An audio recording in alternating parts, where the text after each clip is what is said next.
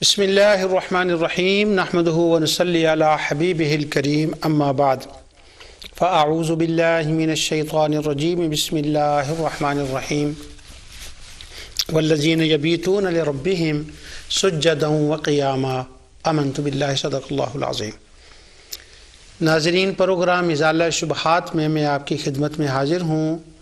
اللہ تعالیٰ کی رحمت اور اس کی عنایت سے میں نے پچھلے پروگراموں میں حضور سیدنا شیخ عبدالقادر جیلانی رضی اللہ تعالی عنہ کی کتاب غنیۃ الطالبین سے بعض مقامات سے عقائد اہل سنت اور معمولات اہل سنت جو ہیں ان کو بیان کیا، اور میں نے اس پر پہلے یہ بحث کر دی تھی کہ ہمارے شبہ ڈالنے والے دوستوں کے نزدیک بھی حضرت غوث اعظم رضی اللہ تعالیٰ عنہ اولیاء کے سردار ہیں اور ولی اللہ ہیں۔ علامہ ذہبی سے حافظ ابن تیمیہ، ابن کثیر، شیخ بن باز، حافظ ابن رجب، ابن عماد حنبلی، یعنی زمانہ گواہ ہے، اور وہ جو ولی اللہ ہیں صاحب کرامہ، دلوں کے حالات سے باخبر، انہوں نے یہ باتیں اپنی کتاب غنیہ میں لکھی ہیں۔ اس لیے عام لوگوں کے لیے جو اعمال صالحہ کرتے ہیں اور لوگ ان کے اوپر بدعت کا فتویٰ لگاتے ہیں، اگر وہ اور بڑی کتابیں نہیں تو غنیۃ الطالبین عام کتاب ہے۔ یہ میں دونوں کتابیں ساتھ لے کر آیا تھا، تو میں نے یہ اردو ترجمے والی کتاب سے عبارت پڑھی ہے تاکہ یہ عام کتاب ہے اس کو دکھا دیں کہ جی اگر کوئی ثبوت پوچھے کہاں یہ لکھا ہے۔ تو یہ ایک آسان سی چیز میں نے آپ کے سامنے بتائی تھی کہ جو لوگ بدعت کرتے ہیں ان کو روکنے کے لیے ایک بہت بڑا حوالہ غنیۃ الطالبین کا ہے، اور اس پر انشاءاللہ بھی اور پروگرام ہوں گے غنیۃ الطالبین اس کے دوسرے حوالے سے۔ آج میں آپ کے سامنے ایک حضرت حضور سیدنا غوث اعظم رضی اللہ تعالیٰ کے شاگرد، ان کے مرید، ان کے خلیفہ، ان کے معمولات اور ان کا عقیدہ اور ان کے افعال کو بیان کروں گا تاکہ یہ پتہ چلے کہ اہل سنت کے معمولات جو ہیں ان کو بدعت کہنا کتنا مشکل کام ہے۔ یہ میں اس معنی میں کہہ رہا ہوں کہ جب یہ پتہ چل جائے کہ یہ معمولات تو ان محدثین نے بھی کیے ہیں، تو ہمیں بدعتی کہنے سے پہلے ان کو بدعتی کہنا پڑے گا، اور اگر ان کو بدعتی کہہ دیں تو پھر تو یہ ہے کہ اپنے ایمان کی لا الہ الا اللہ محمد رسول اللہ جو پڑھا جاتا ہے اس کی خیر منانی چاہیے کہ کن کن لوگوں کو بدعتی کہا ہے۔ آج جس شخصیت کی میں آپ کے سامنے بات کرنے لگا ہوں وہ حضرت سیدنا غوث اعظم رضی اللہ تعالی عنہ کے علمی لنگر سے مستفید ہونے والی ایک عظیم شخصیت ہے۔ ان کا نام حافظ ذہبی نے جو لکھا ہے میں وہ آپ کے سامنے بتاتا ہوں۔ وہ ہیں الامام العالم الحافظ الکبیر الصادق القدوہ العابد الاثری المتبع عالم الحفاظ۔ اگر یہ میں پوری ایک لائن ہی ان کے القاب کی ہے، اس کا مطلب بندہ عام نہیں ہے جس کے لیے حافظ ذہبی اتنے کے القاب لکھ رہے ہیں۔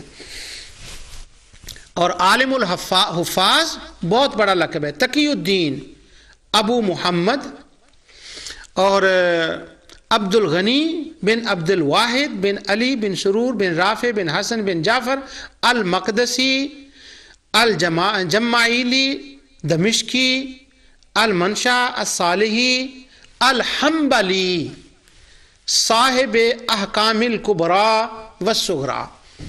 یعنی 3 لائنوں کے اندر امام احمد بن حنبل نے ان کا نام لکھا ہے۔ پہلی بات تو یہ ہے کہ یہ حنبلی تھے، اتنے بڑے عالم ہو کر بھی تقلید کر رہے ہیں، اور آج کے زمانے میں جس بندے نے یسرنا القرآن ابھی ختم نہ کیا ہو وہ کہتا ہے تقلید بدعت ہے. خود قرآن حدیث پڑھو تو تمہیں تقلید کرنے کی کیا ضرورت ہے؟ اور یہ اتنا بڑا امام اور وہ حنبلی اور وہ اقتدا کر رہے ہیں. ابھی میں نے ان کا تعارف کرانا ہے اور تفصیل سے تعارف کرانا ہے ان کا اللہ تعالیٰ کی مہربانی سے، اور میں چاہتا ہوں کہ پورا پروگرام ان کے اوپر میں کروں. اب یہ جو حافظ الکبیر ہیں، عالم الحفاظ ہیں اور جو حنبلی ہیں، یہ شاگرد مرید تھے حضرت غوث اعظم رضی اللہ تعالیٰ کے. علامہ ذہبی لکھتے ہیں ان کے بارے میں کہ وہ پہلے تو انہوں نے کہا ہے کہ یہ 626 میں پیدا ہوئے ہیں، اور ان کا حافظ ذہبی نے وہ کمزور سندوں کی باتیں اڑا دی. وہ کہتے ہیں قرأت سیرتہ فی جزءین جمع الحافظ ضیاء الدین ابی عبداللہ المقدسی علی الشیخ. کہتے ہیں کہ وہ حافظ ضیاء المقدسی نے ان کے جو حالات خود لکھے ہیں نا وہاں سے میں لکھ رہا ہوں. یعنی یہ نہیں ہے کہ حافظ ذہبی اور ضیاء مقدسی کے درمیان کوئی سندیں ہوں تو کوئی کہہ دے کہ یہ جو سند میں تو راوی کمزور ہے. نہیں، یہ ڈائریکٹ معاملہ ہے. وہ فرماتے ہیں سمع، انہوں نے حدیث کہاں سے کافی انہوں نے لمبا ترجمہ لکھا تو وہ میں سارا تو نہیں کر رہا، یعنی ان کی پوری سوانح حیات مشکل ہے کہنا. آگے وہ کہتے ہیں کہ سمع ابا الفتح ابن البتی و ابا الحسن علی ابن رباح الفراء، انہوں نے حدیث پڑھی ہے، احادیث سنی ہیں ابو الفتح ابن البتی سے اور ابو الحسن علی بن رباح الفراء سے. تو عبد الغنی المقدسی کے 2 استاد انہوں نے علامہ ذہبی نے ذکر کیے جو ان کے استاد ہیں حدیث کے اور فقہ کے. اب وہ تیسرے استاد کا ذکر کرتے ہیں، بس اسی کے لیے تو میں نے پروگرام کرنا ہے. وہ کہتے ہیں والشیخ عبد القادر جیلی، اور ان کے تیسرے حدیث کے استاد، فقہ کے استاد، ان کی روحانیت کے استاد عبد القادر جیلانی ہیں، غوث اعظم رضی اللہ عنہ ہیں. تذکرۃ الحفاظ کو پڑھ لیں، ذہبی کی کتاب کو پڑھ لیں، تہذیب الکمال کے مقدمے کو پڑھ لیں، کسی کتاب دنیا کی میں پڑھ لیں تو یہ چیز سب سے پہلے حافظ عبد الغنی المقدسی کے ترجمے میں آئے گی کہ یہ سیدنا غوث اعظم رضی اللہ تعالیٰ کے شاگرد تھے. اب میں آگے چلنے سے پہلے تھوڑا سا ان کا یہ تعارف کرا دوں کہ وہ ان کے بہت سے حدیث کے ہیں استاد. ان کا پہلا تعارف یہ ہے کہ میں آپ کے سامنے عموماً حوالے دیتا رہتا ہوں تہذیب الکمال کے جو حافظ مزی کی کتاب ہے، تقریب التہذیب کے جو حافظ ابن حجر عسقلانی کی کتاب ہے، تہذیب التہذیب کے جو حافظ ابن حجر عسقلانی کی کتاب ہے. تو یہ سارا اسماء رجال جو ہے اس کا آج میں آپ کو بابا اعظم بتاتا ہوں متاخرین میں سے. وہ بابا اعظم کون ہے؟ ان کا تقریب التہذیب حافظ ابن حجر عسقلانی کی یہ کتاب ہے. اس سے پہلے میں ایک جملہ اور ایڈ کر دوں، وہ آپ نے اگر آپ کو موقع ملے کہ شیخ البانی کی کتاب السلسلۃ الضعیفہ یا السلسلۃ الصحیحہ اگر کبھی پڑھنے کا موقع ملے کسی بندے کو تو اس میں آپ دیکھیں گے کہ اوور 80% حوالے ان کتابوں کے آپ کو ملیں گے. میزان الاعتدال، تقریب التہذیب، تہذیب التہذیب اور تہذیب الکمال، یہ وہ کتابیں ہیں جن کے البانی نے حوالے کیے. اور آج کل ایک نیا رخ چل پڑا ہے. پہلے یہ تھا کہ جتنے محدثین کسی حدیث پر بحث کرتے تو وہ ان کے حوالے دیتے، اور چونکہ البانی صاحب نے وہ ان کے حوالے دیے ہیں. اب ایک نیا رخ چل پڑا ہے، وہ یہ کہ وہ پچھلے محدثین کے نام کو ختم کرتے جا رہے ہیں، وہ صرف البانی کو آگے لا رہے ہیں. اس نے حدیث کو صحیح کہا، اس نے صحیح کہا، جو کہ بالکل غلط ہے. خیر اس وقت وہ بات نہیں ہے میری. اب جر و تعدیل کا یہ علم، اس کی میں آپ کو ایک سند بتاتا ہوں متاخرین کے اعتبار سے، متقدمین کے نہیں.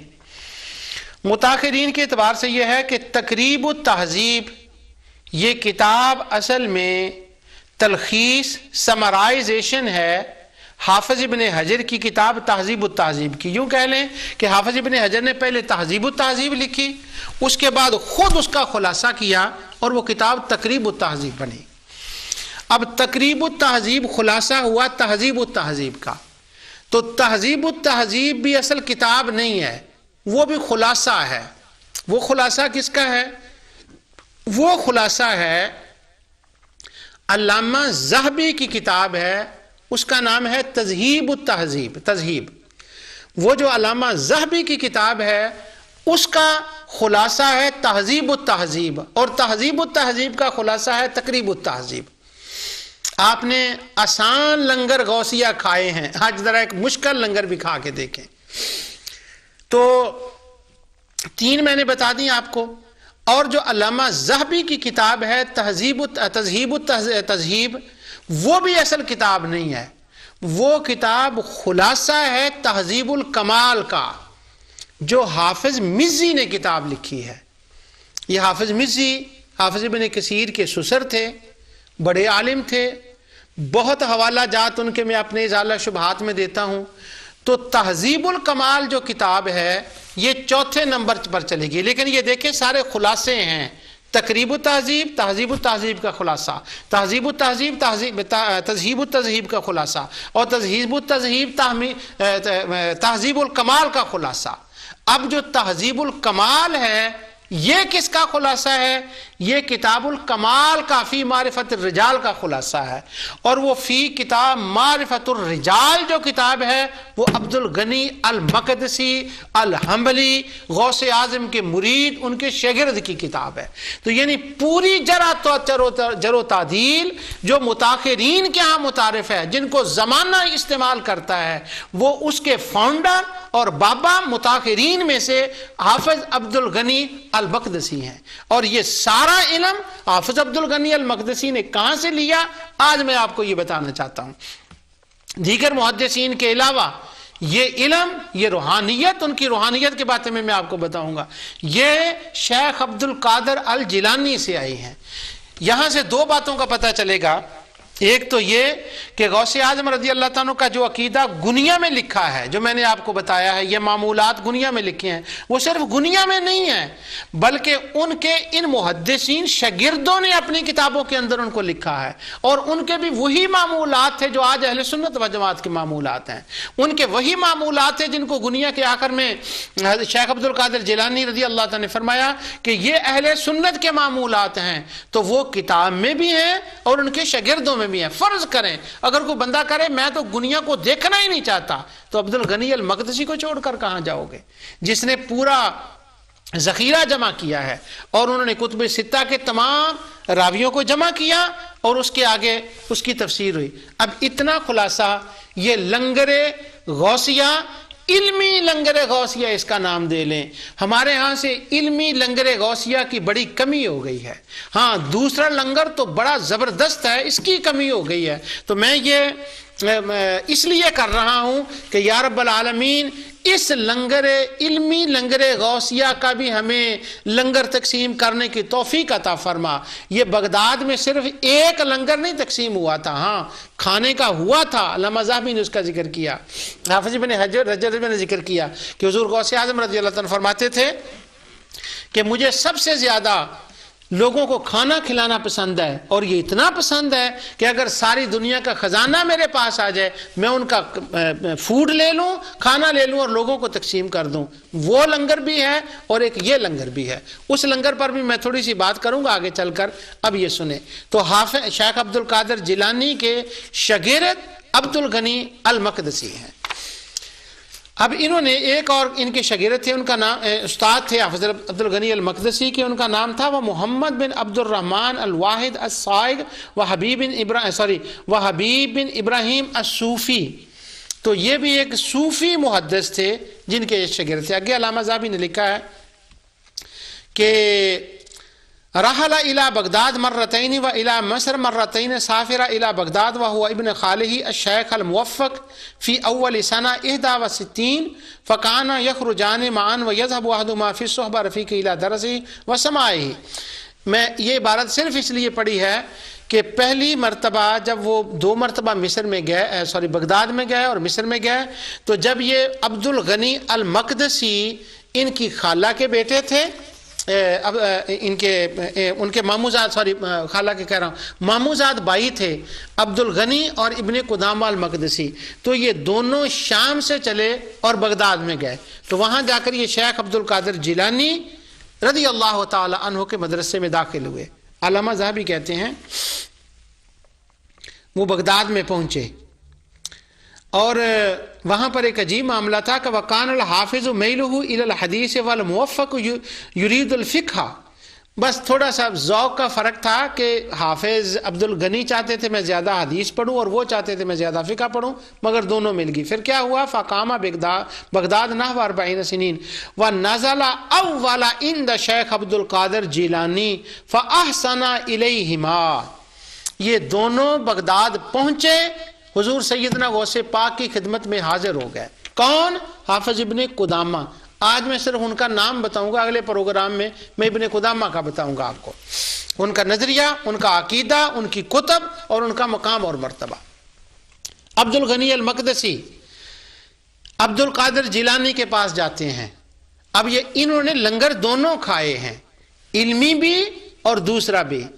آگے انہوں نے بیان کیا ہے کہ ہم جب ان کے پاس رہے تو ہمارا انہوں نے بہت خیال کیا، کھانا دیا، تو ہم ان کے پاس رہے، کچھ مدت جو پڑھنا تھا وہ ان کے پاس رہے۔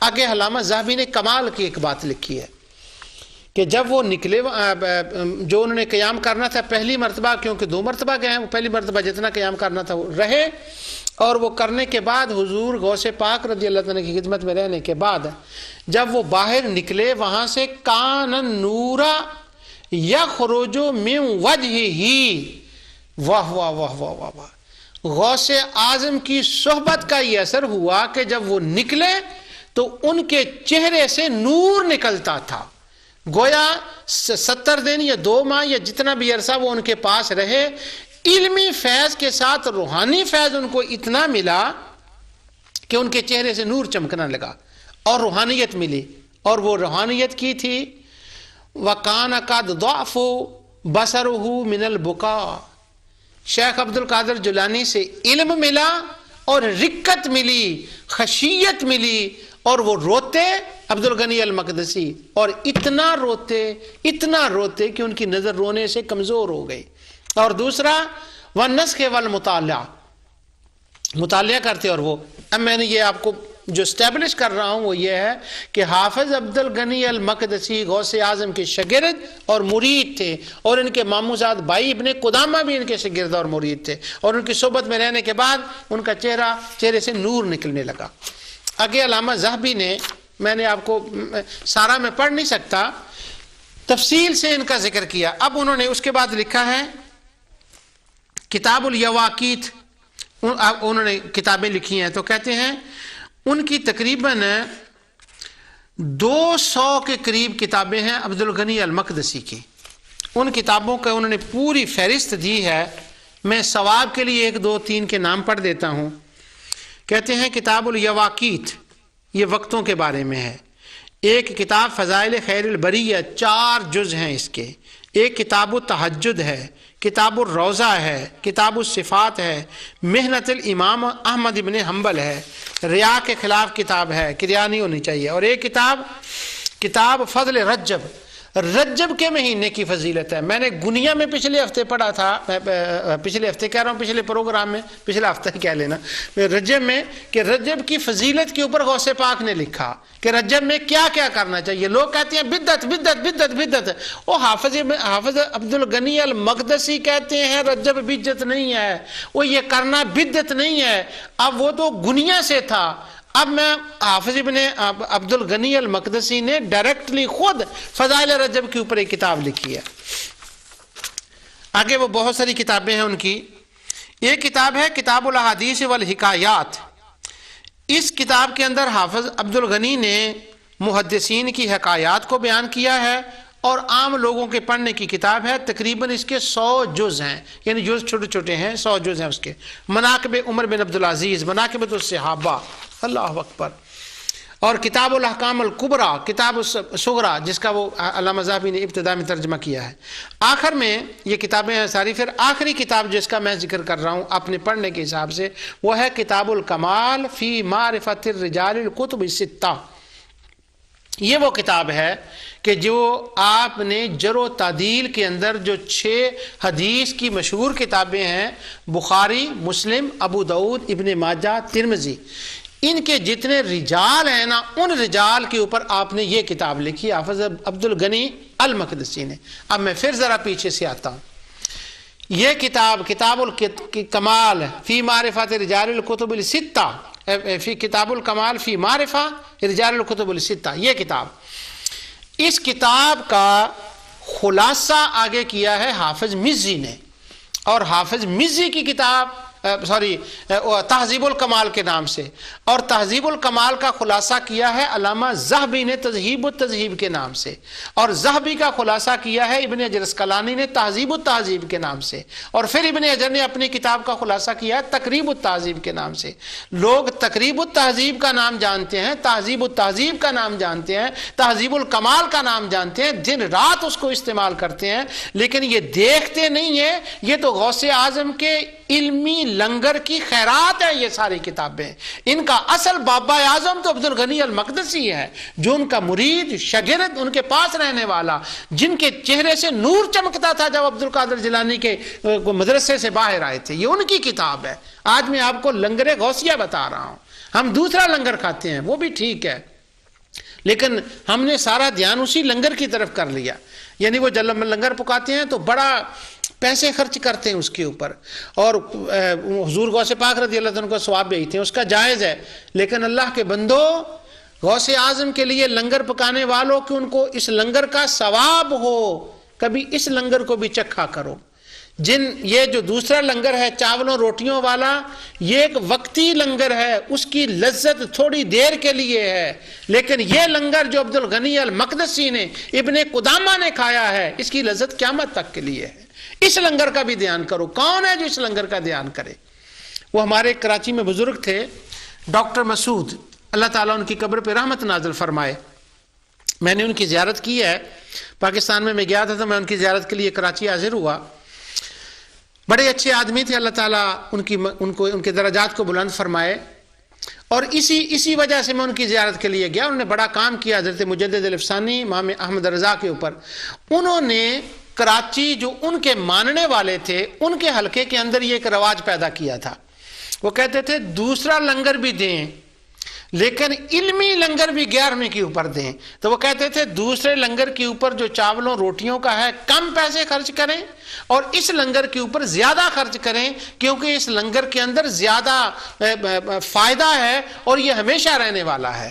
وہ غوث اعظم کا لنگر، اس لنگر کا جنہوں نے کھایا ان میں ایک عبد الغنی المقدسی ہے، اور ایک ان کی کتاب معرفہ ہے اور اسماء الرجال ہے۔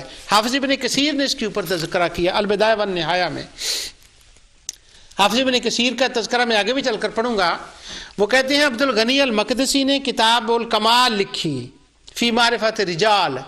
وہ کہتے ہیں اس کتاب کی شرح میرے سسر حافظ مزی نے لکھی۔ تو وہ کہتے ہیں دنیا میں اس کتاب کے پائے کی کوئی کتاب ہے ہی نہیں۔ لوگ کہتے ہیں یہ صوفی تو ان پڑھ ہوتے ہیں، ان کو تو پتہ ہی نہیں ہوتا۔ سنے غوث پاک کتنے بڑے عالم تھے، امام الحنابلہ، وہ جن کے شاگرد کا یہ کمال ہے، اس کے شیخ کا کیا کمال ہوگا؟ وہ میں کچھ پڑھ آیا ہوں، کچھ آگے پڑھوں گا، شیخ کا کیا کمال ہے؟ ہم نے سمجھا نہیں۔ وہ لوگوں نے 2-4 کرامتیں مشہور ہیں، بس وہ بیان کر کے تو وہ ختم کر دیتے ہیں کہ ٹھیک ہے جی یہ اتنی بات ہے، اتنے میں ٹائم ہو جاتا ہے۔ کون سنتا ہے؟ کون بیان کرتا ہے؟ کس کے پاس اتنا وقت ہے؟ وقت نکالو، یہ قبر کے اندر روشنی ہوگی، یہ علمی کام ہے، اس کو آگے کرنا چاہیے۔ تو حافظ ابن کثیر کہتے ہیں یہ بہت زیادہ بڑی ایسی جیسی کتاب دنیا کے اندر نہیں ہے۔ تو حافظ عبد الغنی کو کہا گیا فقان امیر المومنین فی الحدیث، معمولی بندہ نہیں ہے، فقان امیر المومنین فی الحدیث، یہ امام بخاری کا لقب ہے، اور امام بخاری سے پہلے سفیان ثوری کا لقب تھا۔ امام بخاری کو سب سے پہلے یہ لقب نہیں دیا گیا۔ میں کسی اور سوال کا بھی ساتھ جواب دے رہا ہوں، کسی اور شبہ کا بھی ازالہ کر رہا ہوں۔ فقان امیر المومنین فی الحدیث، یہ اس کے تھے۔ آگے انہوں نے لکھا ہے قال زیارہ تو فی النوم، بمرو کان البخاری بین یدی الحافظ عبد الغنی یقرأ علیہ من جزء وکان الحافظ یرد علیہ او ما ھذا معناہ.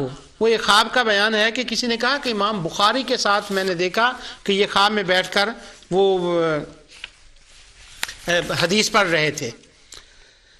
اللہ اکبر. تو حافظ عبد الغنی رحمۃ اللہ تعالی علیہ کے بے مثال علامہ ذہبی نے میں کون کون سی بیان کروں. وہ کہتے ہیں سمیت ابو اب اسحاق محمد بن یقول ما رأیت الحدیث فی الشام کلہ الا ببرکۃ الحافظ.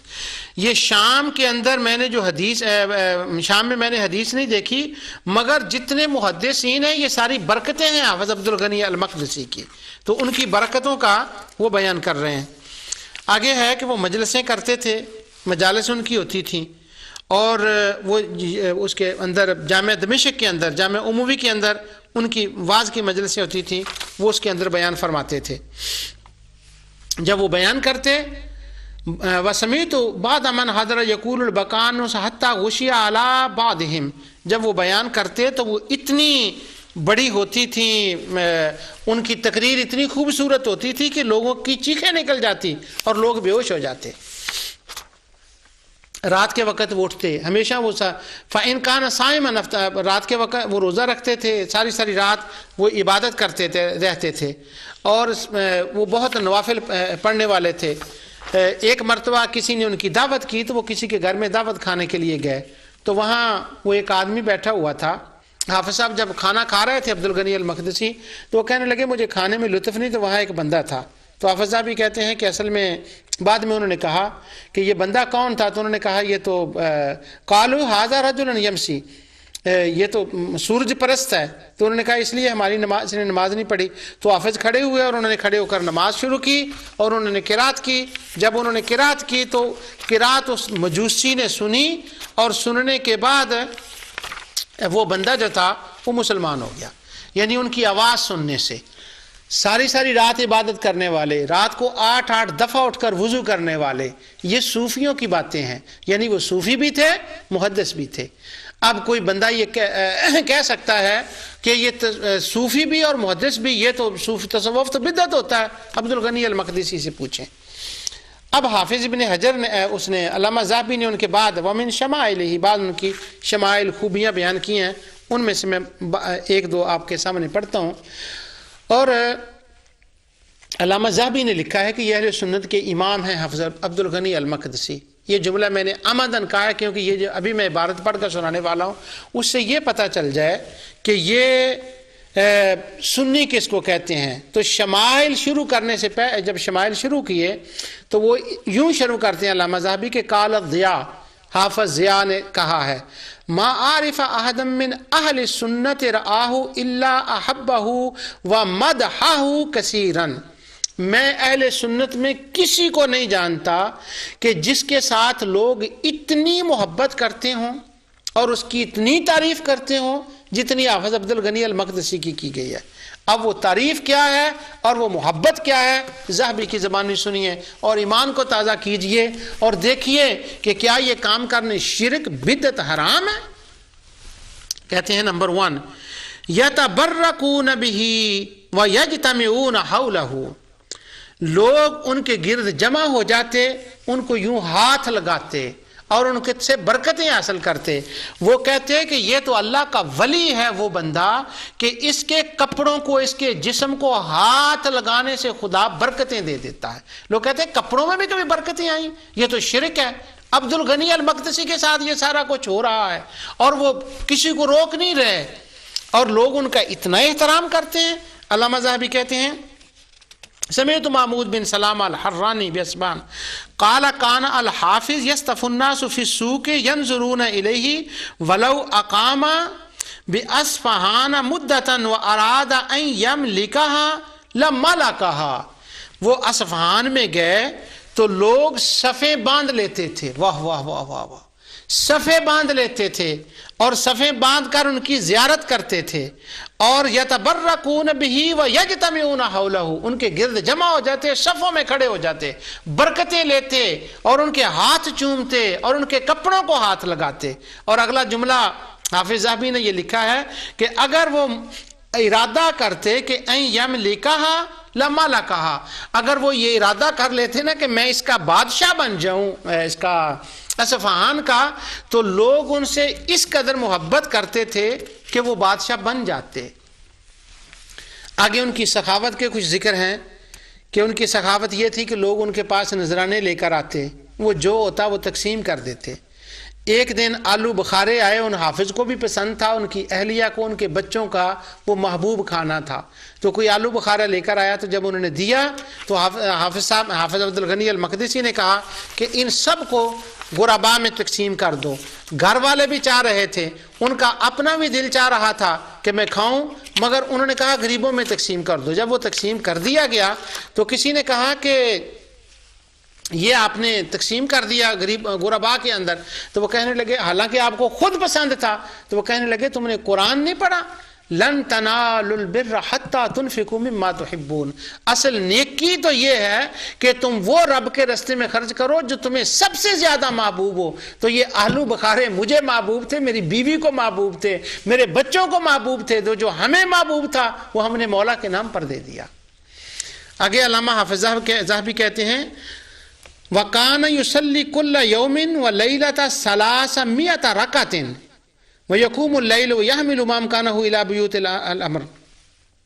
ایک ان کا یہ تھا، یہاں پر میں وہ حافظ ابن حجر کا ان کی ابن کثیر کا بھی پڑھتا ہوں کہ علامہ ذہبی کہتے ہیں یہ ہر روز ہر رات کو 300 رکعت نفل پڑھتے تھے، اور یہ عبارت البدایہ والنہایہ میں ہے، وہاں یہ ہے کہ وَقَانَ يُصَلِّ كُلَّ يَوْمٍ وَلَيْلَةٍ 300 رَكَعَةٍ کا ورد احمد ابن حنبل، یہ حافظ ابن کثیر نے لکھا ہے کہ وہ ہر رات کو 300 نفل پڑھتے، اور یہ وہ ورد تھا جو ان کو امام احمد ابن حنبل سے اپنے واسطوں سے ملا تھا۔ یہ اوراد ہوتے ہیں نا جو صوفیہ پڑھتے ہیں، اولیاء کرام پڑھتے ہیں، وہ اپنے مریدوں کو بتاتے ہیں یہ میرا ورد ہے، یہ میرا ورد ہے، یہ میرا ورد ہے۔ تو وہ جو اوراد تھے وہ پڑھتے تھے امام احمد ابن حنبل۔ اب امام احمد ابن حنبل کا کیا ورد تھا؟ ان کا ورد تھا 300 رکعت نماز نفل پڑھنا۔ اب وہ اپنے متعلقین کو بتاتے تھے ہر روز رات کو 300 رکعت پڑھے۔ تو یہ میرے سامنے تہذیب التہذیب ابن حجر اسقلانی کے وہ کہتے ہیں وقال احمد ابن حنبل یصلی فی کل یوم ولیلہ 300 رکعت۔ احمد ابن حنبل رات کو سوتے نہیں تھے جب تک 300 رکعت نہ پڑھ لیں۔ اب میں ایک سوال کرتا ہوں، ہر روز رات کو 300 رکعت پڑھ کے سونا، یہ امام احمد بن حنبل بھی پڑھتے تھے، اور یہ ورد تھا امام احمد بن حنبل کا۔ جب انہوں نے یوں کیا تو حنبلی علماء اس کو کرنے لگے، غوث اعظم اس کو کرنے لگے، عبد الغنی المقدسی اس کو کرنے لگے۔ پوری دنیا حدیث کی کتابیں اکٹھی کر لو، آج کل تو انٹرنیٹ پر آسان ہے کہ شاملہ میں جائیں اور 300 رکعت ڈالیں تو پتہ چل جائے گا کون کون 300 رکعتیں پڑھتا تھا۔ کوئی بندہ دنیا سے ایک حدیث تلاش کر دے کہ رسول اللہ صلی اللہ علیہ وسلم نے حکم دیا ہو کہ رات کو مت سوو سوائے 300 رکعت نماز نفل پڑھنے کے، یا حضور نے خود 300 رکعت نفل پڑھی ہو اور بلا ناگا پڑھی ہو اور پھر اس کو ورد قرار دیا ہو۔ اب ابن کثیر کہہ رہے ہیں کہ یہ ورد احمد ابن حنبل ہے۔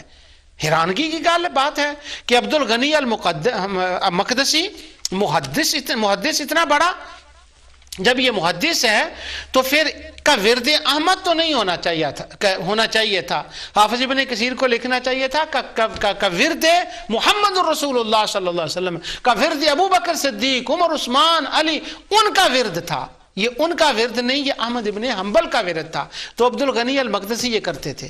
اگر ہم کہیں نا رات کو 10 رکعت نماز نفل روز پڑھ کے سویا کر، تو لوگ کہیں گے کہاں لکھا ہے، یہ تو بدعت ہے۔ علامہ البانی نے لکھا ہے کہ، اور دوسرے تمام علماء نے، ابن باز نے اور سب نے، وہ کہتے ہیں اگر کوئی بندہ احرام باندھنے سے پہلے، احرام باندھنے کے بعد شکرانے کے 2 نفل پڑھ لے بدعت، مدینے میں 2 نفل پڑھ لے بدعت۔ بھی کیوں بدعت؟ وجہ وہ کہتے ہیں حضور نے حکم نہیں دیا، صحابہ نے نہیں پڑھے، حضور نے خود نہیں پڑھے، تو بدعت ہو گئی۔ اب میں پوچھتا ہوں اگر یہ بدعت ہے اور بدعتی کرنے والے کا جنازہ جائز نہیں، مسلمانوں کے قبرستانوں میں دفن کرنا جائز نہیں، تو یہ تو امام المحدثین ہیں، امیر المومنین فی الحدیث ہیں، یہ عبد الغنی المقدسی، اور وہ ہر روز پڑھتے تھے اور امام احمد بن حنبل کے طریق پر پڑھتے تھے۔ اور آگے وہ کہتے ہیں، دوسرا ایک لفظ ہے کہ یہ بدعت کے بڑے خلاف تھے، علامہ ذہبی نے لکھا سبحان اللہ، یعنی بدعتیوں کے بڑے خلاف تھے۔ اور آگے وہ بدعتی کن کو کہتے ہیں؟ وہ کہتے ہیں خوارج اور روافض جو بدعتی فرقے تھے یہ ان کے خلاف تھے، ان کو بدعتی کہتے تھے، جس طرح امام احمد بن حنبل ان کے خلاف تھے۔ تو پتہ یہ چلا کہ یہ بدعتی جو ہوتے ہیں وہ اعتقادی ہوتے ہیں۔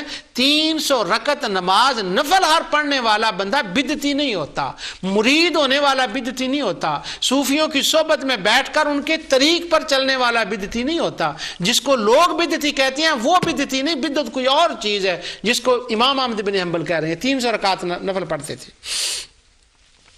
اب ان کی باتیں ابھی میں بتاتا ہوں اور آپ کو کہ بدعتی کہنا یہ لفظ کتنا آسان ہے۔ آگے علامہ ذہبی نے، میں بہت چیزیں ان کی چھوڑ آیا ہوں درمیان سے، کیونکہ وہ اتنا ٹائم جو ہے نا وہ نہیں نکلے گا اور یہ باتیں کہیں رہ نہ جائے، اگر ٹائم ہوا تو میں پلٹ کر ان میں آؤں گا واپس، بڑی اچھی باتیں ہیں۔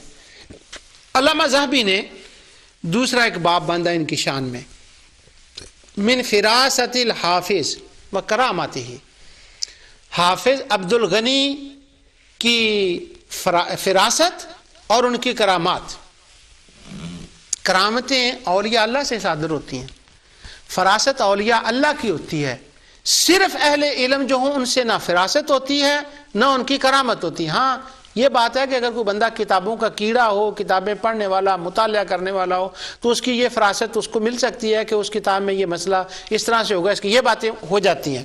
لیکن اس وقت اس فراست کی وہ بات نہیں کر رہے، یہ فراست اس روحانیہ کی بات کر رہے ہیں کہ جس طرح حضور غوث پاک رضی اللہ عنہ کے پاس لوگ آتے اور سوال دل میں لے کر آتے، زبان پر سوال نہیں لاتے تھے، حضور غوث اعظم ان کی التفات فرماتے، مخاطب ہوتے، ان کا سوال بیان فرماتے، پھر اس کا جواب دے دیتے۔ اس کی میں پچھلے پروگراموں میں ذہبی سے پڑھا ہوں، ابن رجب سے پڑھا ہوں، حافظ ابن تیمیہ سے پڑھایا ہوں۔ اب وہ ان کی فراست اور کرامت کے بارے میں لکھتے ہیں۔ پہلی کرامت انہوں نے یہ لکھی ہے کہ عبد الغنی المقدسی تقریر کر رہے تھے، کن تو ان کے بیٹے ابو موسیٰ جو ہیں بن عبد الغنی، وہ بیان کرتے ہیں کہ یقول کن تو عند والدی بمصر وہو یذکر فضائل سفیان الثوری، انہوں نے مصر میں خطبہ دیا سفیان ثوری کے فضائل پر۔ سبحان اللہ، اگر ہم کسی ایک ولی کا تذکرہ کرنے لگیں تو لوگ ہمیں وہ کہتے ہیں یہ تو شخصیت پرست ہے، شخصیت کا تذکرہ کر رہا ہے۔ قرآن پڑھو، حدیث پڑھو، حالانکہ قرآن حدیث میں بھی انبیاء اولیاء شخصیتوں کے تذکرے ہیں، وہ یہ بات بھول جاتے ہیں۔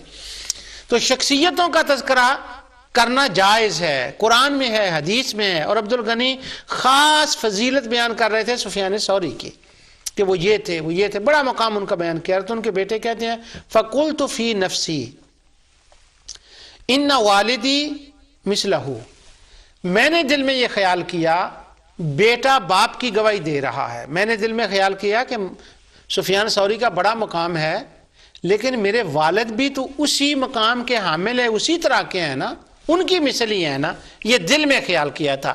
میں نے حضور غوث پاک رضی اللہ عنہ کی جتنی کرامات بیان کی ہیں وہ پڑھی ہیں، لوگوں کے دل میں خیال ہوتا اور وہ جواب دیتے۔ آج ان کے خلیفے کی بات سنو جو محدث خلیفہ ہے، تو کہتے ہیں فَقُلْتُ فِي نَفْسِي، میں نے خیال کیا کہ میرے والد بھی اسی طرح ہیں۔ فَالْتَفَتَ إِلَيَّ وَقَالَ أَيْنَ نَحْنُ مِنْ أُولَئِكَ، انہوں نے میری طرف توجہ کی اور فرمایا بیٹے یہ تم کیا سوچ رہے ہو، کہاں سفیان ثوری اور کہاں میں، میرا بھلا ان سے کیا مقابلہ ہے۔ سبحان اللہ، تو جو دل میں بیٹے کے بات آئی تھی وہ انہوں نے بیان کر دی۔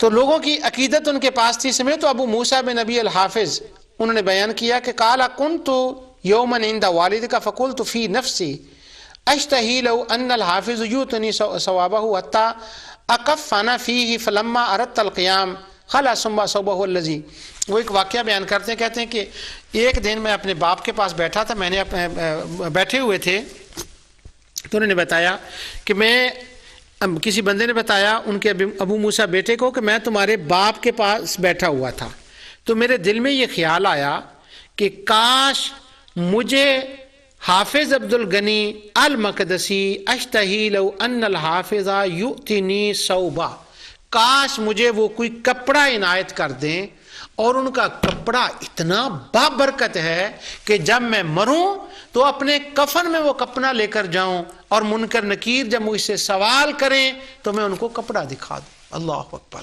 حافظ عبد الغنی المقدسی، لنگر غوثیہ پہ پلنے والا، شیخ عبد القادر جیلانی کے خلیفے۔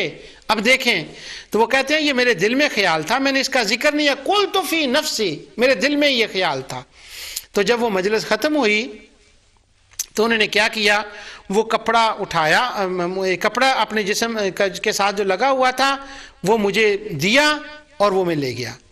آگے وہ کہتے ہیں کہ وہ جو کپڑا تھا نا جو انہوں نے مجھے دیا، الذی یلی جسدہ وآتانی وبقی ثوب عند کل من مرض ترکہ علیہ فیعافی، جب میں وہ کپڑا لے گیا، لیا تو میں نے اس لیے تھا کہ جب میں فوت ہو جاؤں تو میں اپنے کفن میں رکھوں، لیکن وہ کپڑا میں نے بطور تبرک اپنے گھر میں رکھ لیا، کوئی بیمار آتا تو میں کپڑا اس بیمار کے اوپر ڈالتا تو وہ بیمار تندرست ہو جاتا۔ واہ واہ، سبحان اللہ، کیا بات ہے حافظ عبد الغنی کی المقدسی کی شان کی۔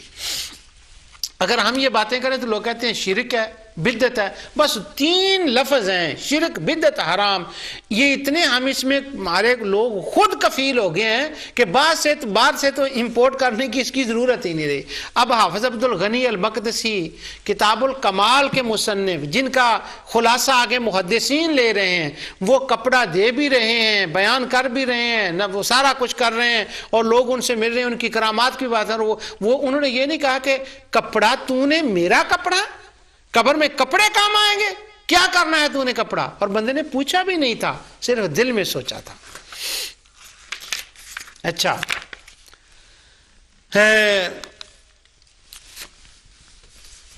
اس کے بعد کسی بندے نے حافظ عبد الغنی المقدسی کو 2 درہم دیے تھے، انہوں نے لے لیے، اور اس کے بعد ان کے ہاتھوں کو کچھ ہونے لگا تو انہوں نے دوسرے ایک بندے کو دے دیا کہ میں اس کا نذرانہ قبول نہیں کرتا۔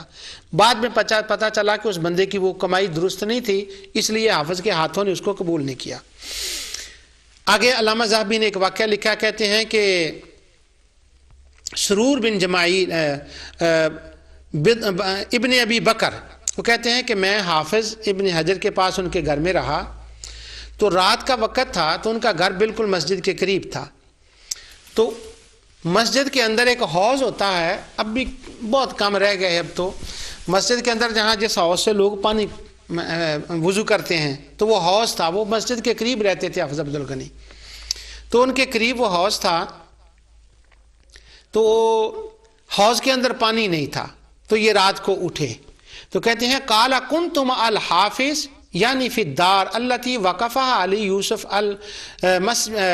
المصباح مٹا ہوا لفظ وکان الماء مقطوعا فقام فی اللیل وقال املا لی الابریق فقضى الحاجہ وجاء وقف وقال ما كنت اشرب الوضوء الا من البرکہ، وہ کہتے ہیں کہ انہوں نے کہا ایک لوٹا پانی کا دو، وہ اٹھے قضائے حاجت کے لیے گئے، جب واپس آئے تو انہوں نے وضو کرنا تھا، تو وہ کہنے لگے میں تو چاہتا ہوں کہ میں حوض سے وضو کروں، مگر حوض کے اندر تو پانی نہیں تھا۔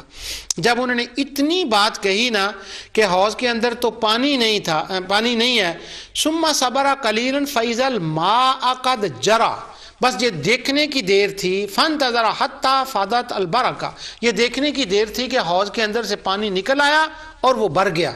جب وہ بھر گیا نا ثم انقطع الماء فوضا، انہوں نے وضو کیا، پانی حوض کا بھر گیا، تو وہ جو یوسف ہیں وہ کہتے ہیں میں نے حافظ سے کہا فقلت هذه کرامہ لک، یہ تو آپ کی کرامت نہیں ہے کہ حوض میں پانی تھا ہی نہیں اور آپ نے خواہش ظاہر کی تو اللہ نے پانی جاری کر دیا اور حوض پانی سے بھر گیا۔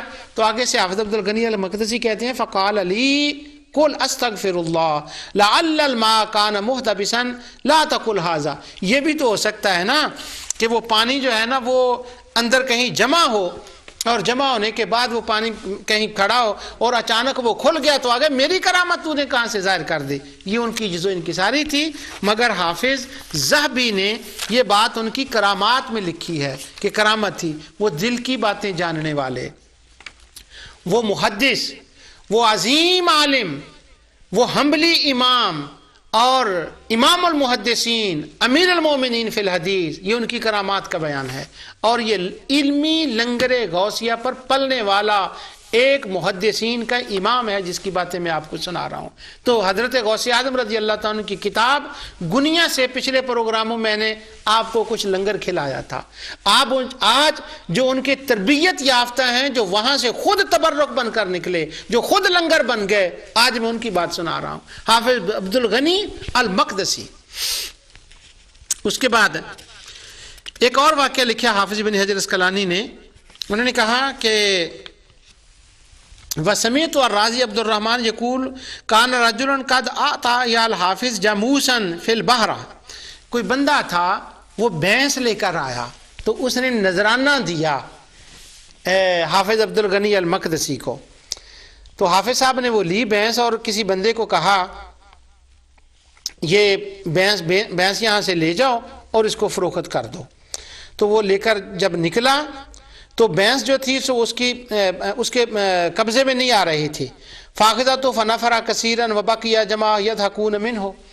وہ بھینس نے کیا کہ وہ بدکنے لگی اور اس کے وہ کنٹرول میں اس کو پکڑنا چاہتا تھا، کبھی ادھر چلی جاتی کبھی ادھر چلی جاتی. بھینس دی کسی نے نذرانے کے طور پر عبد الغنی المقدسی کو، اور وہ اسے کنٹرول نہیں ہو رہی تھی. اب وہ لوگ ہنسنے لگے کہ یہ اس کو بھینس کو قابو نہیں کر رہا. اب وہ بندہ حافظ عبد الغنی المقدسی سامنے بیٹھے ہیں، لوگ ہنس رہے ہیں کہ اس سے بحث پر کنٹرول نہیں ہو رہا. وہ کیا کہتا ہے؟ فَقُلْتُ اللَّهُمَّ بِبَرَكَةِ الْحَافِظ سَهَّلْ أَمْرِهِ. سبحان اللہ. اس نے کہا یا اللہ میں حافظ عبد الغنی کے وسیلے سے دعا کرتا ہوں کہ بھینس کو میرے کنٹرول میں کر دے. تو وہ بھینس اس کے کنٹرول میں آ گئی اور ساتھ ایک کریا تھا، وہاں جا کر اس نے اس کو بیچ دیا. یہ ازالہ شبہات میں اس لیے بیان کر رہا ہوں.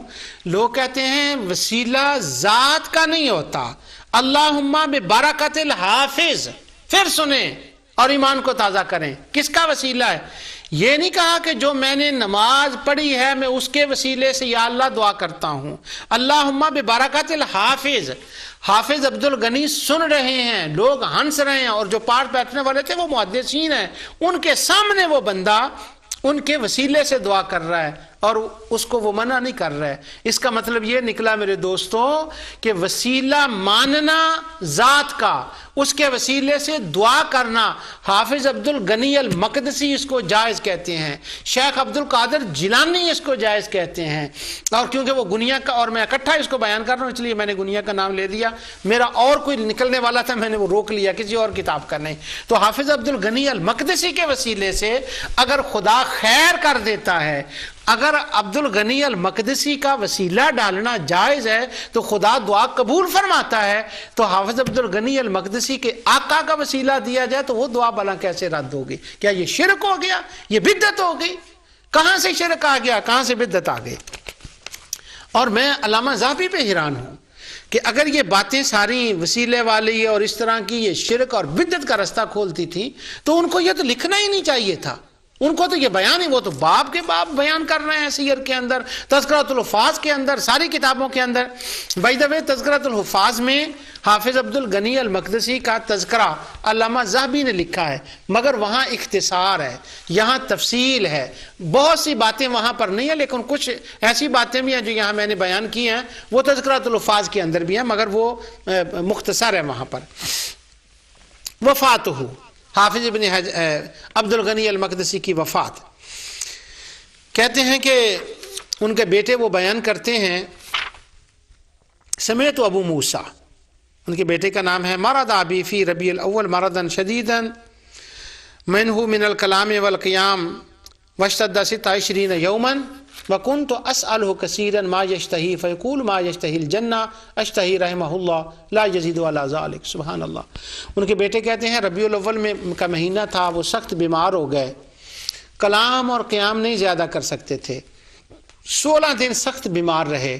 تو میں نے آپ سے سوال کیا کہ کیا چاہتے ہیں؟ ما یشتہی، آپ کی خواہش کیا ہے؟ تو وہ کہتے ہیں اشتہی الجنہ، میری خواہش جنہ ہے اور میں اللہ تعالیٰ کی رحمت کی امید کرتا ہوں، اور بس اس سے زیادہ کچھ نہ کہتے، رحمت خداوندی اور جنت کی طلب۔ یہ آخری وقت تھا ان کا۔ پھر وہ کہتے ہیں ان کے لیے پانی لایا گیا، انہوں نے نماز ادا کی، اور آخری وقت میں وہ ہمیشہ جو تھے وہ اللہ تعالیٰ کا ذکر کرتے رہے۔ تو میں نے ان سے پوچھا کہ آپ انہوں نے مجھے کچھ وصیتیں کی، تو وصیتیں کرنے کے بعد وہ کافی وصیتیں ہیں، میں نے سلام کیا مجھے کوئی وصیت فرمائیں، تو انہوں نے مجھے یہ وصیت کی کہ فقولوا لا الہ الا اللہ، اللہ تعالیٰ کا ذکر کیا کرو۔ تو اس قسم کی انہوں نے مجھے وصیت کی۔ تو جب وہ بیمار ہوئے تو ان کے پاس لوگ آ کر بیٹھ گئے، فجاءت بما ہارا فمد یدہ فوضعت، وہ لوگ جماعت آ کر بیٹھ گئے، بالجمع وصلی جالسا، ان کے پاس آ کر بیٹھ گئے۔ یہ حوالہ جو تھا میں کوٹ کرنا چاہتا تھا، مجھے اشارہ بھی ہو گیا، اب میں دوسرا چھوڑ رہا ہوں، اس کو دے رہا ہوں کہ لوگ ان کے پاس محدثین کی جماعت آ کر بیٹھ گئے۔ جب وہ آ کر بیٹھے فقال اقرأ یاسین بقراءتها وجعل يدعو وانا امن، وہ کہنے لگے ایسے کیوں بیٹھے ہو، میرے پاس سورت یاسین کی تلاوت کرو۔ یہ کون کہہ رہا ہے؟ امیر المومنین فی الحدیث عبد الغنی المقدسی کہہ رہا ہے، غوث اعظم کا مرید کہہ رہا ہے۔ تقریب التہذیب خلاصہ ہے تہذیب التہذیب کا، تہذیب التہذیب خلاصہ ہے تذہیب التذہیب کا، اور ذہبی نے جس کا خلاصہ کیا وہ تہذیب الکمال ہے، اور حافظ مزی نے جس کا خلاصہ کیا وہ کتاب الکمال ہے، اور وہ عبد الغنی المقدسی کی لکھی ہے، وہ امیر المومنین فی الحدیث ہے۔ وہ محدثین کی جماعت کو حکم دے رہے ہیں کہ جاؤ میرے پاس ایسے نہیں بیٹھنا، بلکہ یوں کرو کہ میرے پاس بیٹھ کر یاسین پڑھو۔ اگر یاسین پڑھنا بدعت ہے، پھر انہوں نے یاسین پڑھی، کچھ لوگ بیٹھے انہوں نے کہا اونچی کلمہ پڑھو، تو انہوں نے لا الہ الا اللہ ان کے پاس بیٹھ کر پڑھنے کا شروع کر دیا۔ آگے ان کے اور وفات کے واقعات ہیں، تو یاسین پڑھنا بدعت نہیں ہے، انہوں نے بھی لکھا ہے، اس نے بھی۔ اس کے بعد حافظ من المنامات، حافظ ذہبی نے ان کے بہت سی باتیں لکھی ہیں کہ ان کے بارے میں خواب دیکھے گئے کہ وہ جب دنیا میں تھے شیخ عبد القادر جیلانی کے پاس تھے، باہر نکلے ان کے چہرے سے نور چمکتا تھا۔ وہ بندہ کہتا ہے جب حافظ فوت ہو گئے تو اس کے بعد میں نے ان کو خواب میں دیکھا، وجہہ عمود من النور الی السماء، تو دوسرے جہان میں جا کر بھی ان کے وہ چہرے سے نور نکلتا تھا اور وہ آسمان تک ان کی شعاعیں جاتی تھی۔ پھر آگے کہتے ہیں کہ ایک واقعہ ہوا کہ ایک ان کا محبت کرنے والا تھا ان کے ساتھ، اس نے قرآن ختم کیے۔ اس نے خواب میں دیکھا کہ حافظ، اس نے خواب میں دیکھا کہ وہ عمل حافظ ہو کلو لیلۃ جمعہ ینصب لہ کرسی تحت العرش ویقرأ علیہ الحدیث، عرش کے قریب ایک کرسی بچھائی جاتی ہے، وہ اس کے پاس بیٹھتے ہیں، لوگ ان کے سامنے بیٹھتے ہیں اور جا کر وہ تقریر کرتے ہیں، اور جب وہ تقریر حدیث بیان کرتے ہیں وَيَنْشُرُ عَلَيْهِ الدُّرُّ وَالْجَوْهَرُ وَهَذَا النَّصِيبُ مِنْهُ وَكَانَ فِيكُمْ شَيْءٌ، لوگ ملائکہ ان کے اوپر موتی نشاور کرتے ہیں جب وہ حدیث بیان کرتے ہیں، تو وہ کہتے ہیں یہ میرے حصے میں ابھی آئی۔ ایک بندے نے 30 قرآن پڑھے اور 30 پڑھنے کے بعد اس نے ان کا ثواب حافظ عبد الغنی المقدسی کو دیا، اور بعد میں کہنے لگا کہ معلوم نہیں کہ یہ حافظ تک پہنچا ہے، ترا یسلا حاضہ الی یا نہیں۔ فرائیت فی النوم کان عندی صلاۃ تاباک رتبا فجعل حافظ واخذ واحدا منہ، میں نے دیکھا 30 قرآن میں نے پڑھے تھے تو مجھے خواب آئی حافظ میرے گھر میں آئے ہیں، میرے گھر میں 3 بڑے برتن کھجوروں کے پڑے ہیں، ان میں سے ایک اٹھا لیا، تو میں نے سمجھا کہ 10 قرآن جو میں نے حافظ کو بخشے تھے وہ ان کے پاس پہنچ گئے ہیں۔ جو کچھ میں نے کہا اللہ تعالیٰ سے قبول فرمائے، وما علیہ الا البلاغ۔